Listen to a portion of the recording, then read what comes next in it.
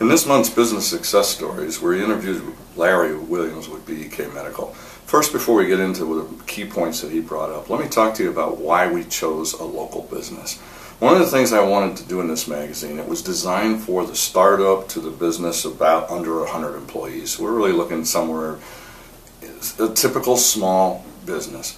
And one of the things I don't like about a lot of magazines is they basically pick somebody who's just, sold 2 companies for $20 million and has a few bestseller books and 100,000 blog followers, and I wanted somebody that you could talk to, that you could see me interview, who is doing the same thing you're doing, who's basically started a business, built it up. I mean, he's been successful by any term that we would use as success. He's survived 15 years.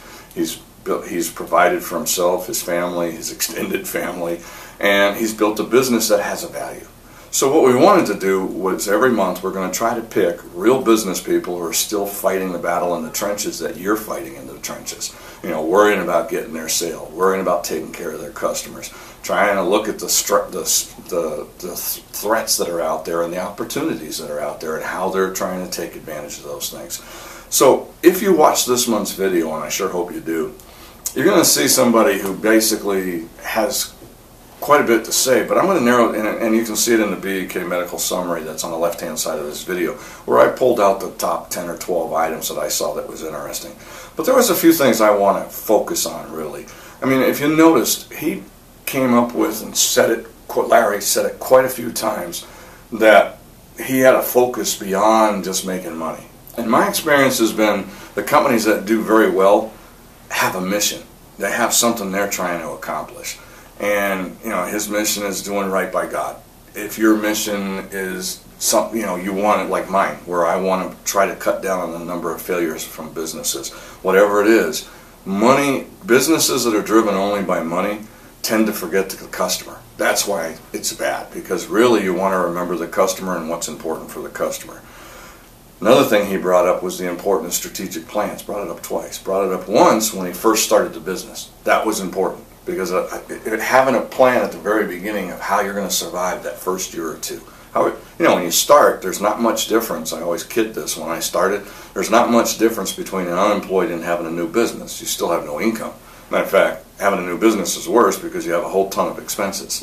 So you have to have a strategic plan that really kind of focuses on getting customers at the very beginning. Now, a business without customers, I always say, is a hobby. So he had a strategic plan then, but notice he had a strategic plan that he put, again, 4 or 5 years ago, when he realized that Medicare and Medicaid were going to have cutbacks, which are happening right now. So he saw the threat, made a strategic plan to open a retail store, and the retail store has really grown and is turning into a really big opportunity. So what we're looking at, as much as anything, is his ability to survive the Medicare and Medicaid cuts that are happening now that many of his competitors aren't, because of something he recognized 5 years ago.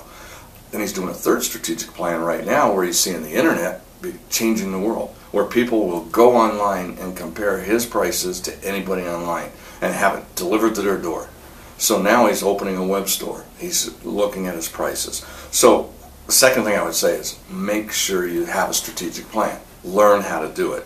Third thing, take care of your unhappy customers. Either send them to your competitors, don't accept them. Be careful. There's an article in this issue where I said not all customers are good for you. Take that to heart. I mean, I know I have trouble with that.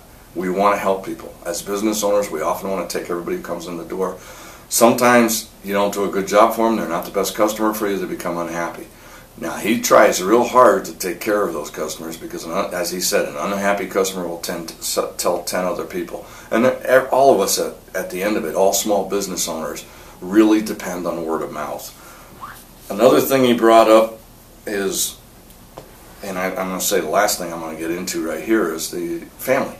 Almost all small businesses have family involved. A lot of businesses I work with are husband and wife. And he went into the importance of having set roles in your business, but also the importance of having a separation between the house and the business.